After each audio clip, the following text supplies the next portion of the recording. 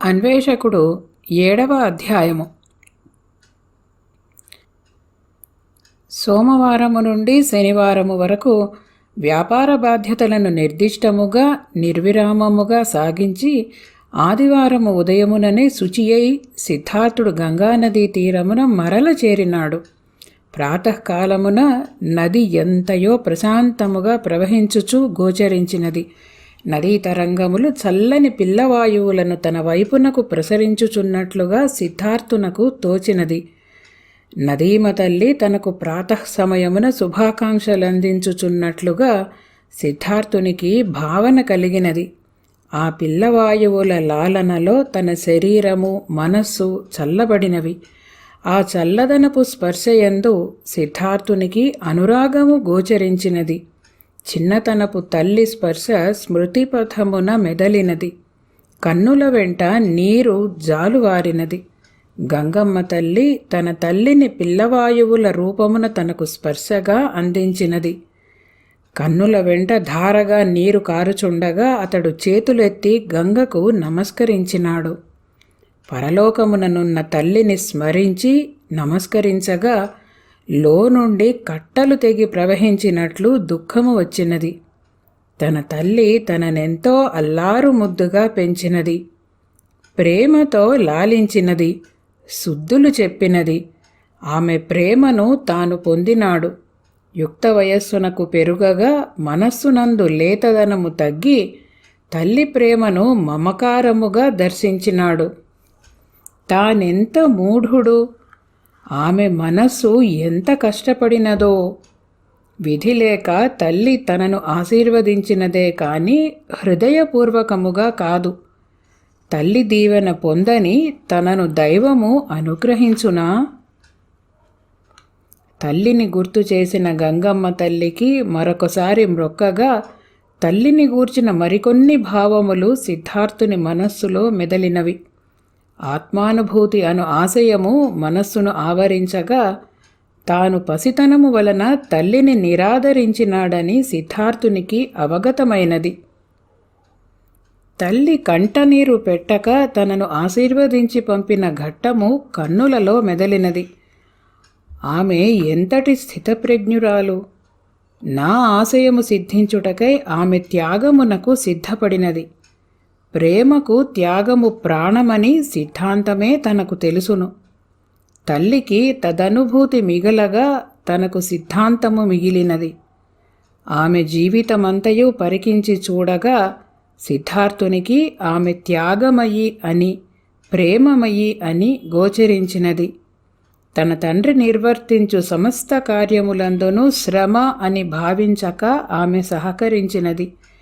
అందరినీ ఆదరించుట, ప్రేమించుట, భుజింపజేయుట, వారి సౌకర్యములను చూచుటలో పగలంతయు ఆమె శరీరము యంత్రము వలె పనిచేయుచుండగా హృదయము ఆనందానుభూతి పొందియుండవలెను. లేనిచో యుక్త వయస్సు నుండి వృద్ధాప్యము వరకు అదే శ్రమతో శ్రద్ధతో నిర్వర్తించుట దుర్లభము. ఆమె చేతి భోజనము భుజించిన వారందరూ ఆమె యందలి మాతృమూర్తిని చూచిరి.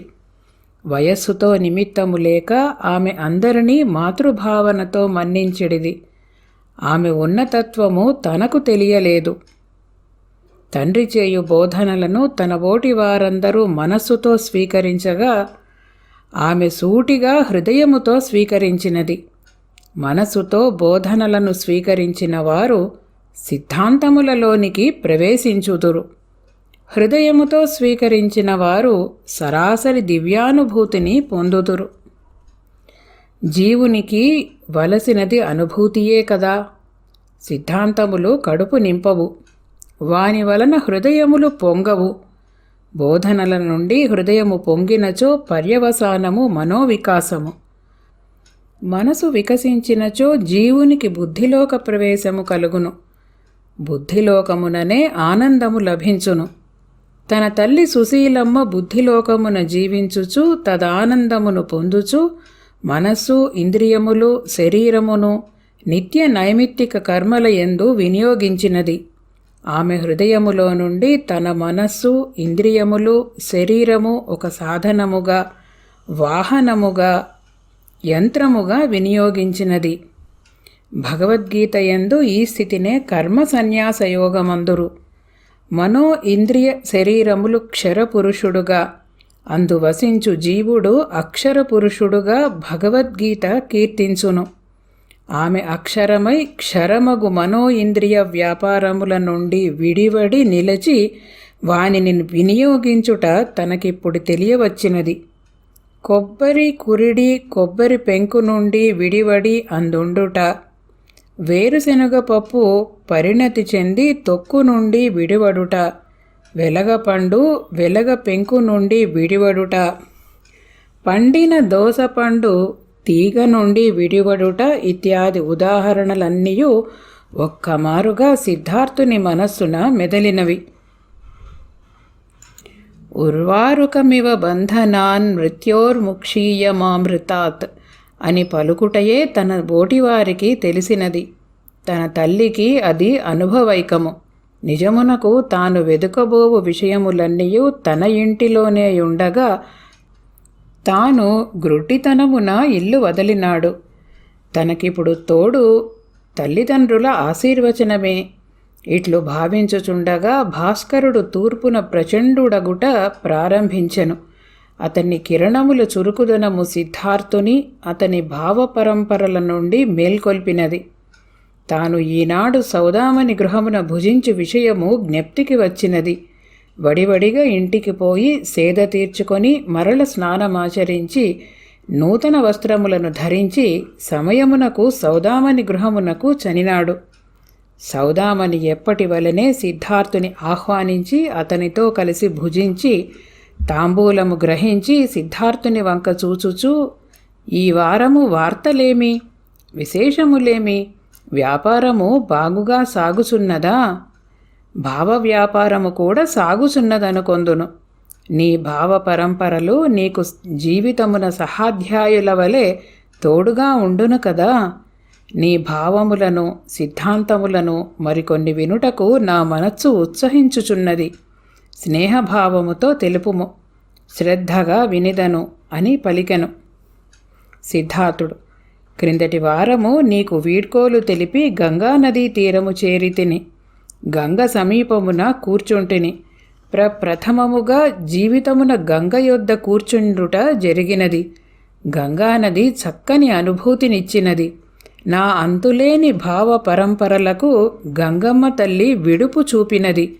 అప్రయత్నముగా భావములు ఆగినవి. అట్లు ఎంతసేపు ఉండెనో నాకే తెలియదు.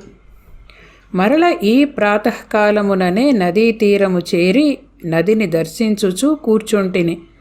చాలా కాలము తరువాత తల్లిని, తల్లి ప్రేమను హృదయము ఆవిష్కరించినది. తల్లి విలువ, తల్లి లేని లోటు మనసు రుచి చూచినది. మొదలు కొంత పరితపించినను అటుపైన కొంత ఊరట లభించినది. ఇవి ఈ వారము విశేషములు. వ్యాపారమందువా, అది మనసుతో నిర్వర్తించున్నది, బాగుగానే సాగుచున్నది. ఈరోజు నేను నిన్ను వినదలిచితిని, కావున నా ప్రసంగం ఉండదు.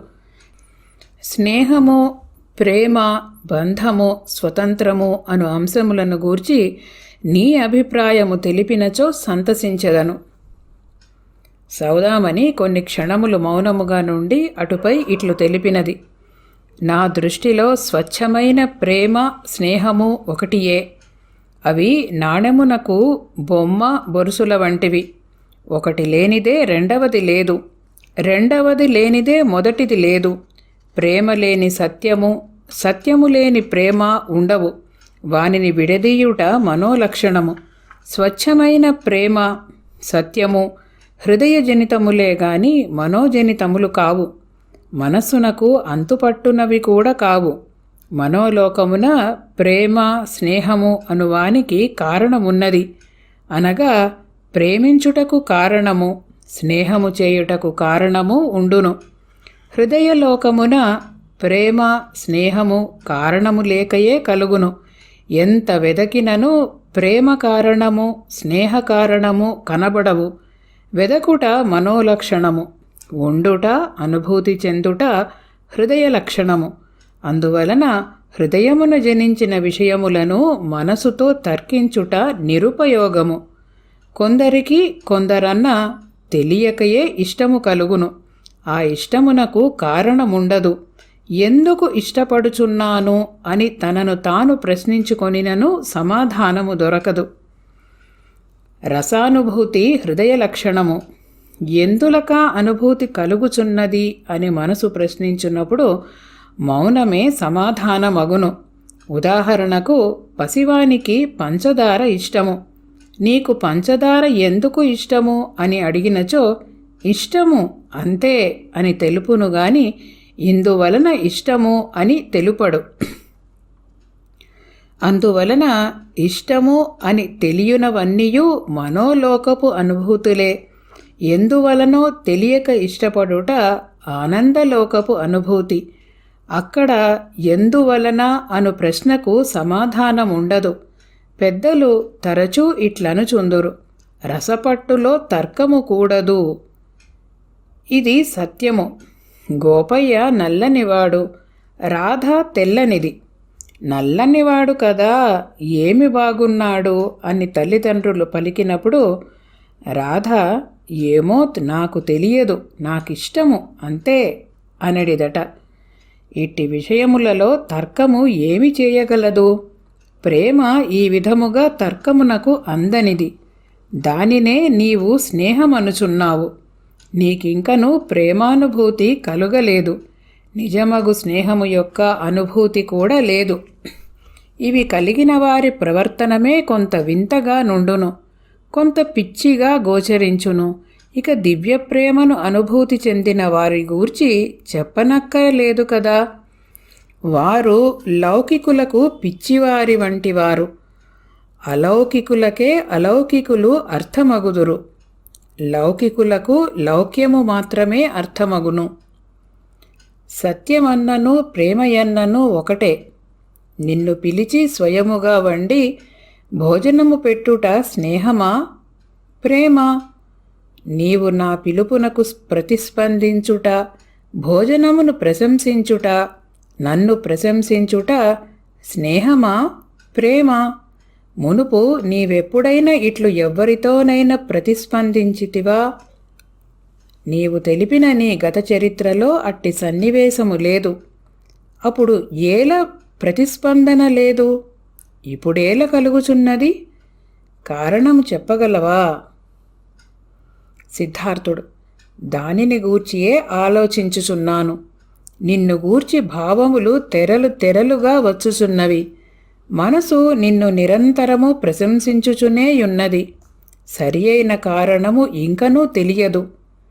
తెలిసినచో తెలిపెదను.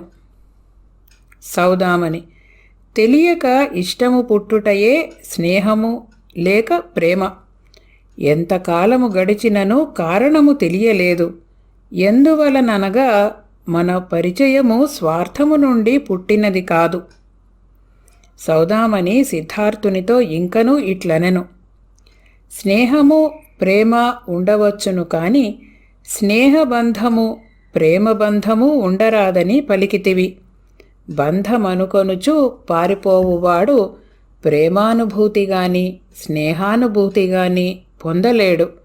బంధమనుకొనుట మనసు యొక్క అపరిపక్వతను తెలియజేయున్నది. బాధ్యత అని అనుకొనినచో బంధమనిపించదు. బాధ్యతలను ఆమోదించుట, వానిని శ్రద్ధాభక్తులతో నిర్వర్తించుట పరిపక్వతను సూచించును. పెద్దల జీవితము తరచి చూచినచో వారు జీవితమున బాధ్యత పడిరే కాని బంధములనుకొని తప్పించుకు తిరిగిన వారు కాదు. సన్నివేశముల నుండి పారిపోనూ లేదు. బంధములనుకొని పారిపోవువాడు బాధ్యతారహితుడే అగును. భార్యాపిల్లలు బంధమనుకొని బాధ్యతలను వదిలి తపస్సులకేగిన వారికి ముక్తి లభించునా? ముక్తికాంత వారిని భ్రమపెట్టుటయే జరుగును. భ్రమలో పడి మిడిమిడి జ్ఞానముతో ఇట్టివారు ఇతరులను కూడా భ్రమపెట్టుదురు. వీరే స్వతంత్రము పేరున కేకలు పెట్టుచుందురు. వీరు తెలుపు స్వాతంత్ర్యము వీరికే లేదు. నినాదములు మాత్రమే యుండును. అవి వినుటకు బాగుండును కాని వాటిననుసరించినచో జీవుడు రెంటికి చెడ్డ రేవడి కాగలడు. చిన్నతనముననే బాధ్యతలందుకొని బాధ్యతా నిర్వహణముననే పిన్నలు పెద్దలైనారు. బంధితులు స్వతంత్రులైనారు, మోహితులు ముముక్షువులైనారు. దీక్షాయుత బాధ్యతా నిర్వహణమే జీవితమున స్వతంత్రమను సత్ఫలమును అందించును. రాముడు, హరిశ్చంద్రుడు, నలుడు, ధర్మరాజు అట్టివారు. బాధ్యతలలోనే స్వతంత్రమున్నది. స్వతంత్రము పేరున బాధ్యతలను మరచువారు స్వతంత్రులు కాలేరు. బాధ్యతలు నిర్వర్తించుటకు వినయము, భక్తి, శ్రద్ధ ముఖ్యము. అహంకారము బాధ్యతకు శత్రువు వంటిది. అహంకారమున్న చోట అశ్రద్ధయుండును. భక్తి, వినయములు ఉండవు. అప్పుడు బాధ్యతా నిర్వహణముండదు. కంసుడు, దుర్యోధనుడు, రావణుడు అహంకారమునకు ఉదాహరణములు. అహంకారమునకు విరుగుడు వంటివి బాధ్యత, ప్రేమ, స్నేహము. ఇది నా భావన, నా అవగాహన, కొంతవరకు నా అనుభవము కూడా. స్నేహభావమున తెలిపితిని. దీనిపై నీ అభిప్రాయమును తెలిపినచో సంతోషించెదను. అవసరమగుచో విమర్శ కూడా చేయుము. సిద్ధార్థుడు మారు మాటాడలేదు. అతడు శాంత గంభీరుడై నిలిచియుండెను. సౌదామని భాషణము అతనిని లోతులలో తాకినది. వెంటనే తన ప్రతిస్పందనము తెలుపుట తొందరపాటు చర్య అగును. అందువలన వివేకముతో ఇట్లు పలికెను. సౌదామని, నీవు పలికిన పలుకులలో చాలా లోతు ఉన్నది. వానిని మననము గావించి నాలో నేను చర్చించుకొని విమర్శించుకొని మరల మనము కలిసినప్పుడు నా అభిప్రాయము తెలిపెదను. ఇప్పుడే తెలుపుట త్వరపడుట అగును. త్వరపడుట అనగా పొరపడుటయే. కావున కొంత సమయము నిమ్ము. మన ఆదివారపు కలయికలో చక్కని భాషణము జరుగుచున్నది. మనసునకు ఆనందము కలుగుచున్నది. నా మెదడునకు వలసిన మేతను నీవందించితివి. అది వారాంతము వరకు మేయుచు నెమరు వేయుచు గడుపగలదు. ఈ మేత నుండి ఏమి క్షీరములందించునో నేనును వేచి చూచెదను. అటుపైన తెలిపెదను. మరి ఒక మాట, నీవు చాలా తెలిసిన దానవు. నాకు అది చాలా ఆనందముగానున్నది. మరి సెలవా?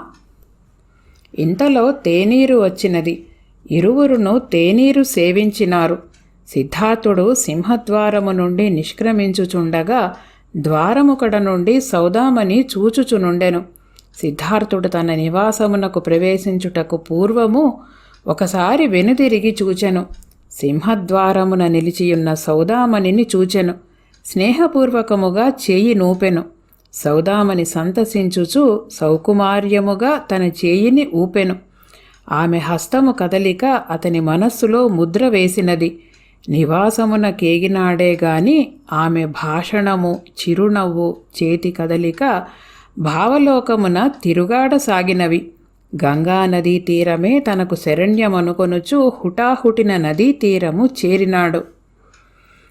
గంగానది తీరము చేరిన సిద్ధార్థుడు నదీ ప్రవాహమును, నీటి వరవడిని, నీటి తరంగములను గమనించుచూ కూర్చుండెను. కాల ప్రవాహము వలె ఈ నదీ ప్రవాహము అనాదిగా సాగుచునేయున్నది. ఎన్నో ఘట్టములు గడిచినవి, మరెన్నో ఘట్టములు గడువగలవు. నది మాత్రము చిరంజీవియై నిలిచినది. భరతభూమిపై జరిగిన సమస్త సంఘటనలకు సాక్షిగా నిలిచినది. తన కర్తవ్యమందు తానున్నది. తన వద్దకు వచ్చిన వారికి సేద తీర్చినది. తన యందు స్నానమాడిన వారికి పవిత్రతను చేకూర్చినది. సిద్ధార్థుడు నదిని గమనించుచుండగా నది యొక్క సాక్షి లక్షణము కర్తవ్య దీక్ష అతనిని ఆకర్షించినది.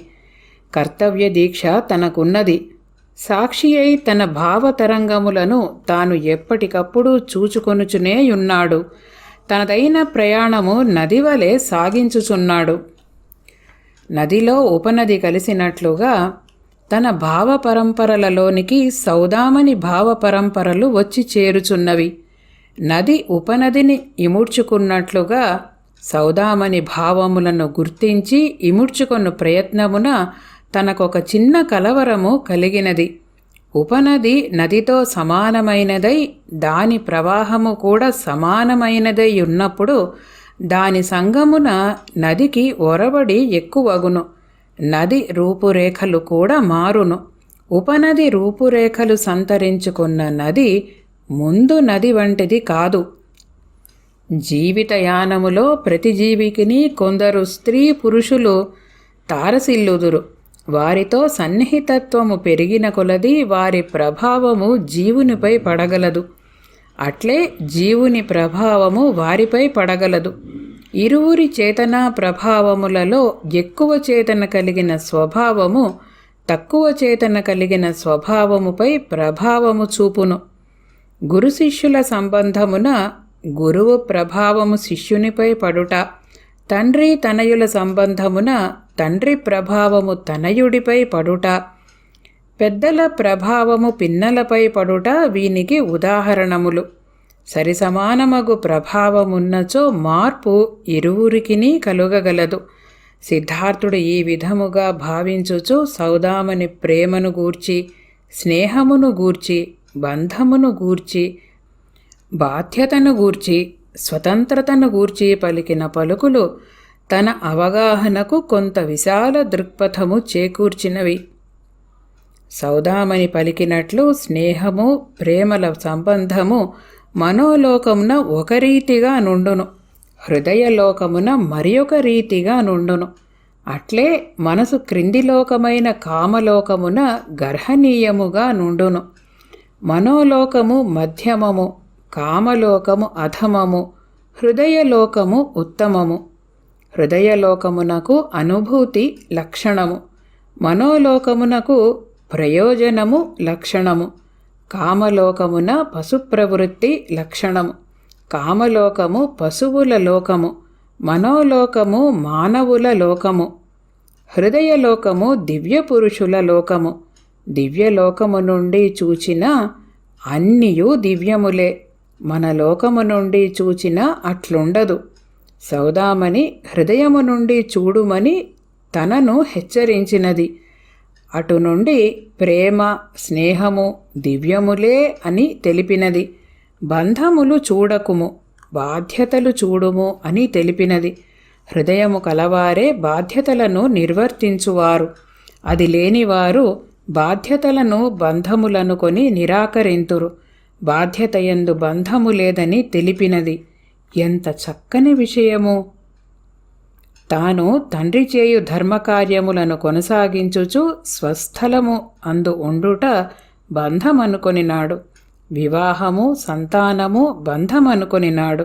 సంఘము తన నుండి ఆశించున్నది తను బంధమనుకొని పారిపోయినాడు. తన తండ్రి ఇట్లనుకొనినచో తానుండెడివాడు కాదు. ఆయన సమస్త కార్యములను నిర్వర్తించుచు ఆనందముగానే జీవితము గడిపినాడు. కానీ ఇవి అన్నియూ బంధములని బాధపడలేదు. కార్యభారమెంతయున్ననూ వ్యష్టపడలేదు. ఆయన భావములు, కార్యములు అన్నియూ హృదయజనితములు. తన సిద్ధాంతములన్నీయూ మనోజనితములు. తల్లి కూడా తండ్రి వలనే హృదయమున నిలిచి యానము సాగించినది. వారి నుండి ఉద్భవించిన తాను పిందెగా ఉండిపోయినాడు. తన సిద్ధాంతములతో ఎదుగలేదు, ఎండిపోయినాడు అని సిద్ధార్థుడు భావించినాడు. సిద్ధార్థుని భావనలు ఇంకనూ ఇట్లు సాగెను.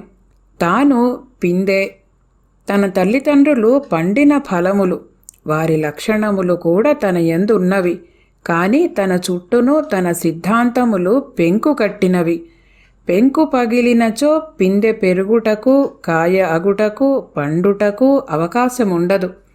ప్రస్తుతము తన మనస్సును పెంకును నానబెట్టుట జరుగుచున్నది. గంగమ్మ తల్లి ఒక ప్రక్క నుండి, సౌదామని మరి ఒక ప్రక్క నుండి తన హృదయమును మేల్కొల్పుచు మంకుతనముతో కూడిన పెంకు వంటి తన మనసును కరుగబెట్టుచున్నవి. మనసు కరిగినప్పుడెల్లా హృదయము ఆవిష్కరింపబడి కన్నీరు వచ్చును. కన్నీటి గాథలన్నీయూ హృదయగాథలే. తన గాథయందు ఇప్పుడే కన్నీరు మొదలైనది. బాధ్యతారహితునకు మోక్షమెక్కడిదని సౌదామని పలికిన పలుకులు తనను ఉద్దేశించి పలికినవి కాకపోయినను తనకవి గట్టిగా తగిలినవి. దొంగ రక్షక భటుని చూచి భయపడినట్లు ఆమె పలుకులకు ఉలిక్కిపడినాడు. నిజమే, ఉట్టికెక్కలేనమ్మ స్వర్గమునకు ఆశపడినట్లు బాధ్యతలను సన్యసించిన తనకు మోక్షమెట్లు లభించగలదు? గాలికి తిరిగిన వానికి ఏమియూ మిగులదు. గాలిని మూటగట్టినా ఏమి ప్రయోజనము? ఇట్లు భావించుచు గంగను చూచుచూనుండగా రాత్రి అయినది. చంద్రకాంతి గంగా నదిపై ప్రతిబింబించి ఆ ప్రతిబింబ కాంతి తనను స్పృశించినది. మనస్సు చల్లబడినది. కాంతి లోనికి చనినది. హృదయము చల్లబడినది. మనస్సు కరిగిన స్థితిలో అచటనే అర్ధరాత్రము వరకు గడిపి సిద్ధార్థుడు తన బసను చేరినాడు. ఈ అధ్యాయము యొక్క మిగిలిన భాగము తరువాతి భాగములో చదువుకుందాము. ఓ